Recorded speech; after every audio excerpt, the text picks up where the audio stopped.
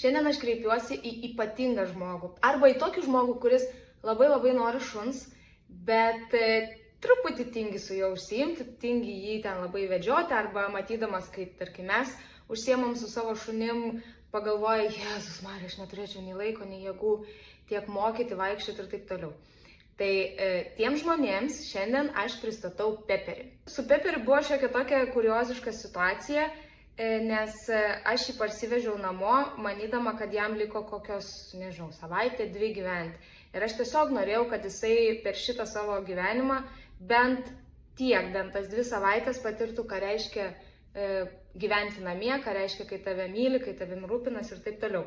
Bet aš jį parsivežiau ir jisai pradėjo labai atgyvinėti. Iš pradžių aš galvojau, kad tai yra aklas, kurčias, ko gero su plaučiais, su virškinimu ir su viskuo problemų turintis šuniukas. Bet užteko savaitės jo gyvenimo namie ir paaiškėjo, kad jis visiškai nėra kurčias. Matyti jis tikrai mato labai prastai, bet irgi aš negalėčiau pavadinti jo aklu, todėl kad kai mes prieinam, pavyzdžiui, prie kokio laiptelio, jisai atrodo, kad iš toli pamato ir jis taip su lėtenytėm bando tą laiptelį pasiekti. Arba, pavyzdžiui, mes buvom Akropolėje šiandien ir tenai kai kur yra plytelės šviesos ir jos pereina į tamsumą. Ir jisai toj vietoj, kai artėjam prie tų tamsių plytelių, jisai pradeda išsigąsti ir nenori ten eiti, nes jam turbūt atrodo, kad ten yra praraja. Todėl aš manau, kad jisai nėra visiškai aklas. Dabar aš tiksliai žinau, kad jisai girdi, todėl kad jis kiekvieną kartą, kai jam pasakai Pepperį, jis iš karto atbėga, iš karto atsisuka, iš karto susidomi. Nekalbu jau apie tai, kaip jisai susidomi, kai tu atidarai šaldytuvą. Tai žodžiu, po 1 savaitės pas mus jisai tiesiog pradėjo atgyt.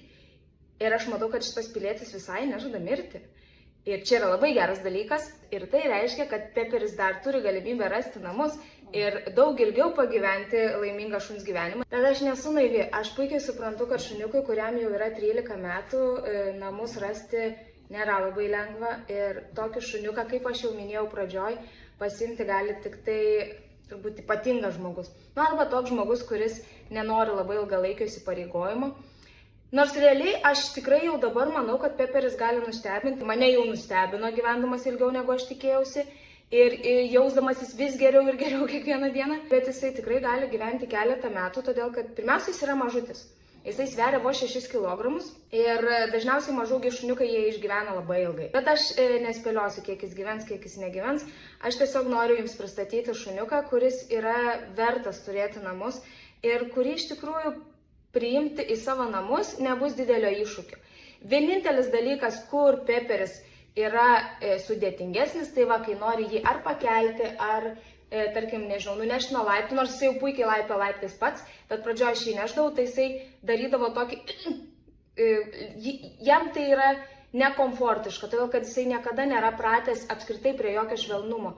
Mums iš pradžių iš viso atrodė, kad tai yra šuniukas, kuriam nesinori nei dėmesio, nei glostymų, nei tiesiog kažkokios žmogiško artumo, bet jis tiesiog buvo prie to nepratęs.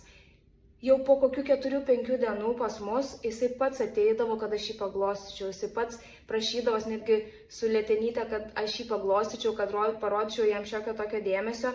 Ir tai yra šuniukas, kuriam reikia dėmesio, ir tai yra šuniukas, kuris nori būti šalia.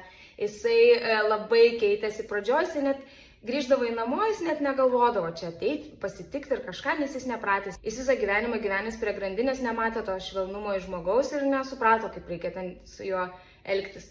O dabar, kuo toliau, tuo labiau, jisai jau būna, kad ir suloja, jis atbėga vizgindamas uodegytę, jisai yra laimingas, kad tu grįžai namo. Jisai pasidaro tikru, fainu, mielų šuniuku. Man šiaip su juo yra labai paprasta. Kol maniau, kad jisai yra kurčias, aš jo nepaleidinėjau. Bet vieną kartą jisai netyčia atsisegė nuo manęs ir aš supratau, tada aš sužinojau, kad jisai nėra kurčias ir kad jį pakvietus jisai gali ateiti. Tai aš dabar netgi jį palaidą vedžioju, tik tai jisai turi tokį ilgą pavadėlį, mes jį vadinam laisvės pavadėliu, kad jeigu jisai nepamatytų, pavyzdžiui, tavęs ar kažko pasibaidytų, tu galėtum priminti ir jį pagauti. Bet jis su to pavadėliu gali visiškai laisvai lakstyti ir vaikšto dažniausiai šalia kojos. Su juo nėra sunku į bet kokią vietą nueiti. Mes, pavyzdžiui, šiandien buvom prekybos centre. Iš pradžių jam buvo sudėtinga, nes tai yra skirtinga grindų danga ir jisai į ją truputį sureagavo, bet labai greitai priprato. Lygiai taip pat kaip nuėjom į kavinę, jisai iš pradžių turi apsiuostyti tą bent jau plotą, kuriame yra, nes jam reikia suvokti, kokioje jisai vietoje yra, bet jisai labai greitai apsipranta, jisai netgi buvo labai pagirtas padavėjas, išglostė jį ir iš pradžių, kai žmogus nori jį paglostyti, kadangi jisai gerai nemato, jis nesupranta, kad kažkas jį glostis, tai jisai susitraukia, bet tai yra tiesiog iš to nesupratimo, čia toks išgąstis. Bet jisai labai mielai leidžiasi ir glostomas. Su juo būtų galima tiesiog visur keliauti, galėtų būti gyvenimo dalis. Lygiai taip pat jisai galėtų ramiai laukti jūsų namie. Jisai yra guolio šuniukas, kas yra labai liūdna, nes pragyvenęs visą gyvenimą būdoj, pasirodo, jis yra visiškai guolinis šuo. Netgi tada, kai yra tvarkomi namai ir, pavyzdžiui, yra plaunamas guolis, jisai neguli ant grindų, jisai eina susiranda kokį nors minkštesnį dalyką ir ant jo įsitaiso.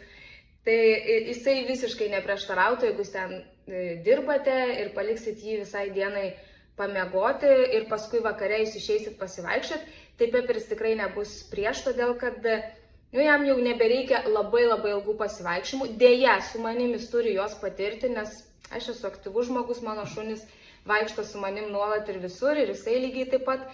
Ir jisai viską puikiai ištveria, tik žinoma, jis eina daug lėčiau. Bet žmogui, kuris yra ramesnis, lėtesnis, tai būtų visiškai puikus kompanionas. Jūs galėtumėte tiesiog svajodami apie kažką vaikščioti mieste, gamtoj, ar kur tik tai norėtumėte. Pepperiui visiškai nėra problemų prisitaikyti prie bet kokios aplinkos. Tai yra labai tvarkingas ir labai švarus šuniukas namie. Jis neterrorizuoja tavęs, kai tu pietauji. Mane šiaip mažai šunų terrorizuoja, nežinau, kad aš nieko neduosiu. Bet jisai net nebandė niekada. Viskas susumausti yra labai lengvas šuniukas, tiek savo svoriu, tiek savo charakteriu, todėl kad jis yra labai lengvas kasdienybėj šuo.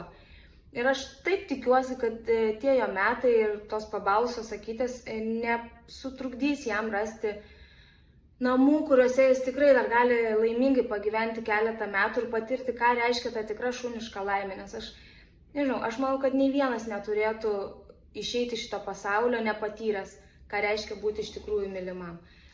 Ir Pepperis tikrai to labai nusipelnė. O ne? Tai.